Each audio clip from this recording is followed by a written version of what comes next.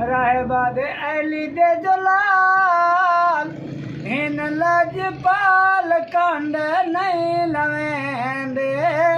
मंगता जो आवे खाली नहीं वलेंदे मंगता जो आवे खाली नहीं वलेंदे राहब तू पुजन रहबा कहंदा हाल देंदा वनी रहबा दे बाबा हसनैन दा एदा कोई अमीर बाबा हसनैन दा एदा कोई अमीर कुतबा कलंदरा वलियां दा पीर ओ वलियां दा पीर इन्हां दे गुलाम जन्नता वंडेंदे मंगता जो आवे खाली नहीं वलेंदे मंगता जो आवे खाली नहीं वले कौन जन्नत वंडे ने बैठे जिंदा ना हजरत बहलोल दरिया दे किनारे ते बह के मिट्टी जा ढेरा बना के आदा बैठे जन्नत विकाऊ हारून बादशाह दा दौर घर वाली जिंदा ना जुबैदा है नालों गुजरे पुजे बलोल क्या विच न बैठियों के जन्नत विच आखे किवें ले पियो के 500 दिरहम दी एक जन्नत दे चा जन्नत गिन के घर गए बादशाह पूछा क्या गिने के जन्नत गिनाइया देख के बादशाह दे त्रिमतियां दा काली देख मिट्टी दी ढेरी चा के जन्नत रो के आदि सैदा दी पक्की गुलामा सच्ची नौकरा ए जन्नत ये राती सुता बादशाह नींदरी दे जन्नत दे अंदर एक महल है जिथा लिखा खड़े हादे बैतुन जुबैदा अंदर वहां लगा फरिश्ते पकड़ के दा आदम किथा वैनी आदे मेरी घरवाली दा महल है फरिश्ते आदे नहीं नहीं इथा नहीं उथा अख खुलिए बादशाह कोलो भाज के बादशाह बलोल को वेंदे पुछ दे जन्नत किवें लई पे के 1000 दिरहम दी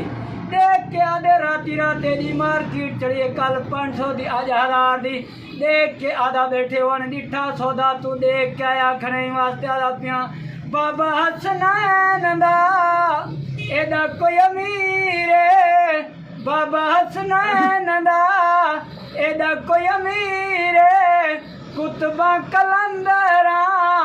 वलियां दा पीर ओ वलियां दा पीर इन्हां दे गुलाम जन्नता वंडेंदे मंगता जो आवे खाली नहीं वलेंदे एहसान अजीम ऊंकारी दा ते कुरान रोजाना सुनदे हैं आबाद ईमान दी दौलत तू है जिक्र सुहाना सुनदे हैं हे रोज अदालतों आखो सैदां दा लजपाल घराना सुनदे हैं 5 तन दे आमिर घोट कुठे 5 वक्त अजाना सुनदे हैं अली दे जलाल एक क्या दे एनी बारगाह च गए तू हुसैन पाक के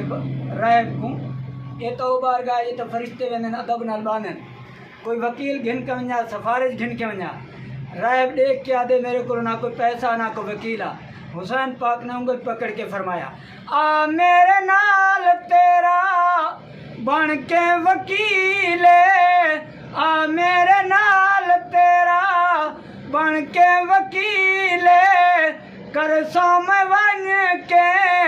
दायर अपील ओ दायर अपील जेड़ियां मनावा मौलायो मने दे मंगता जो आवे खाली नहीं वलेंदे तेरे मेरे पाक इमाम ने अली अकबर को आख्या अकबर आजान सुना जदीद लश्कर देखा दे हुसैन का पूरा कुंभा शहीद वातिया दे अजान सुना लेकिन लाजपाल हुसैन ने तेरा मेरा अकीदा जिंदा करने वास्ते जड़ी गल की फरमाया आजान सुना के आख अकबर आजान दे वारिस नहीं मरदे भावे खून दे वे दरिया पोवन ईमान दे वारिस नहीं मरदे पी हामिद जाम शहादत दा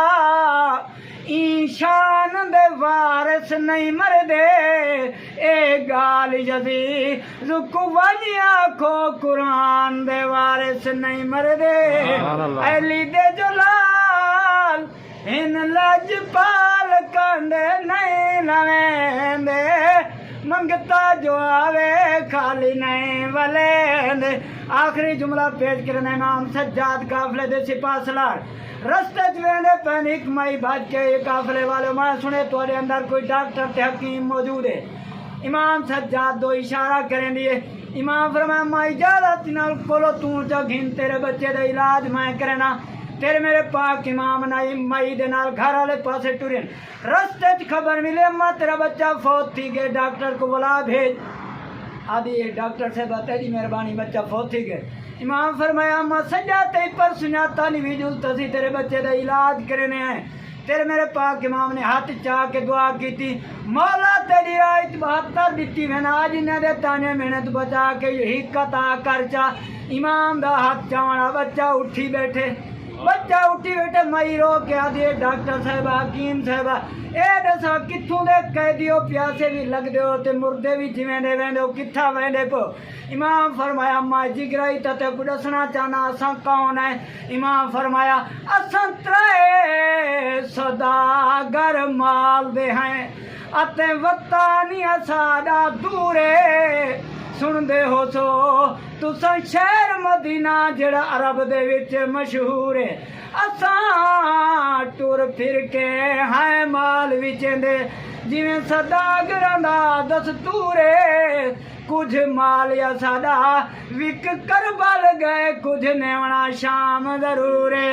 अली दे जलाल इन लजपाल कंडे नहीं लवेंदे मंगता जो आवे खाली नहीं वाले।